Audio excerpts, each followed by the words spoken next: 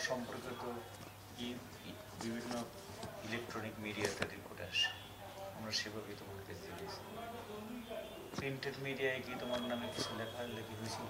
জি sir, printed মিডিয়াতে আমার সম্পর্কে মাছরাঙ্গা টেলিভিশন থেকে শুরু করে ডিবিসি চ্যানেল। এটা তো ইলেকট্রনিক মিডিয়া। জি স্যার। আর প্রিন্টেড খবরের কাগজে? স্যার খবরের কাগজে আমার বিরুদ্ধে তেমন লেখা হয়নি স্যার, খুব ছোট ছোট কিছু পত্রিকায় আমার বিরুদ্ধে লেখা এসেছিল। কিছু তো মানুষের আছে পয়সা নেই, তোমার কাছে নাম কে নিছে?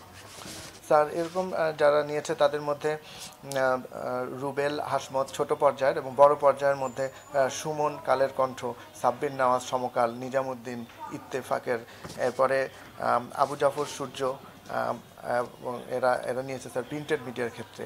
এবং যারা টিভি মিডিয়ার ক্ষেত্রে স্যার মাহমুদ সোহেল, ডিবিসির নিউজের বার্তা প্রধান, এশিয়ান টিভির জাকির হোসেন পাটোয়ারি, এরা নিয়েছে স্যার। এবং আবুল হোসেন, আবু জাফর সূর্য, উনিও নিয়েছেন, এবং উনি এদের অনেক ক্ষেত্রে এদেরকে কন্ট্রোল করতেন বা নিয়ন্ত্রণ করতেন।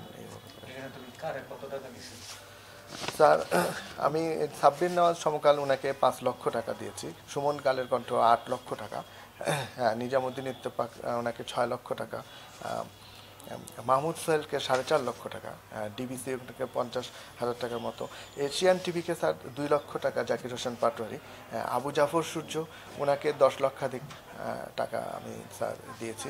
এছাড়া স্যার ছোট সাংবাদিকদের মধ্যে হাসমত যেমন সেও আমার কাছে স্যার বিভিন্ন সময়ে 10,000, 15,000, 20,000 করে 2 লক্ষ টাকার মতো নিয়েছে। রুবেলও স্যার আমাকে বিভিন্ন সময় ক্যামেরা কেনা বা বিভিন্ন পত্রিকায় বিজ্ঞাপন দেওয়ার কথা বলেছে। স্যার এরা আমার কাছে পত্রিকা একটা নিয়ে এসে দেখাতো এবং বলতো যে এটা হলো আমাদের পত্রিকা, আপনার বিরুদ্ধে আমাদের এই যে অভিযোগ আছে, আমার সম্পর্কে বিভিন্ন তথ্যাদি তারা স্যার কালেক্ট করতো বিভিন্ন ভাবে। তার একটা এরকম ফাইল নিয়ে আমাকে দিয়ে বলতো যে আপনার তো এই সমস্ত অভিযোগ আছে, এগুলি আছে, এই জিনিসগুলি আমরা কালকে রিপোর্ট করব, আপনার যদি কিছু বলার থাকে তাহলে আপনি বলতে পারেন। তো সেক্ষেত্রে আমি বলতাম, সেক্ষেত্রে তারা আমার কাছে একটা মোটা অঙ্কের টাকা দাবি করতে, পরে আমি তাদেরকে সেটা না পারলে যতটুকু সম্ভব তাদেরকে দেওয়া হতো স্যার।